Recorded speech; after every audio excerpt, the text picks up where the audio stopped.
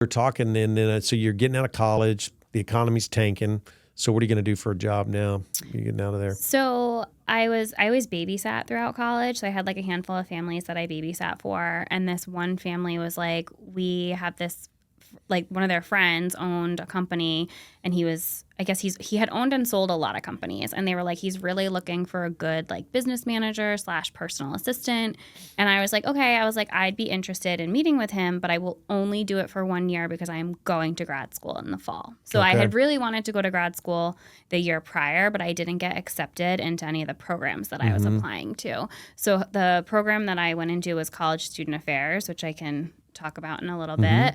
But basically, you had to get a job at the university and get into the program academically. So I would either get the position and then not get in academically, or I would get in academically and I wouldn't find a match with the position. So you're basically having to get in twice. And I had applied to so you have to get approved by both programs.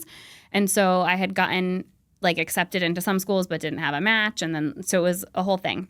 And so I didn't get into any programs. I was devastated, but I was like, you know what? I'm just going to get in next year. Like, it is what it is. And so then the following year, I ended up getting into a great program, but it was interesting. So the reason I kept not getting in was because my GRE scores were too low. And so I called the program directly in the fall, like once it started, to be like, I continue to take this program. I'm qualified. You know, I have the personality for this. I can do this job. I cannot seem to get this score up because math was not my strong suit. So like if you looked at like the language piece, like the writing, like that side of it, I was nailing it, and then the math was dragging me down.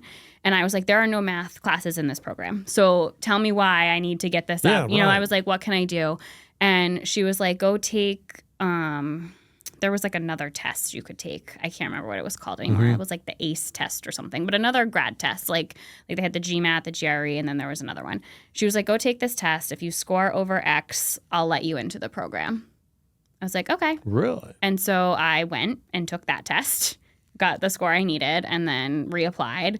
And then she actually was like, I know you want to have one of these other I can't remember what they're called anymore. Oh, graduate assistantships. She's like, I know you want one that's like with students and all these things, but I want you to be my personal person who helps me run the program because I also need a graduate assistant. So not only did I get into the program, but then I was the one running the program. You know why you got that? Because I went to her and she was like, you're it, you know? That's right, yeah.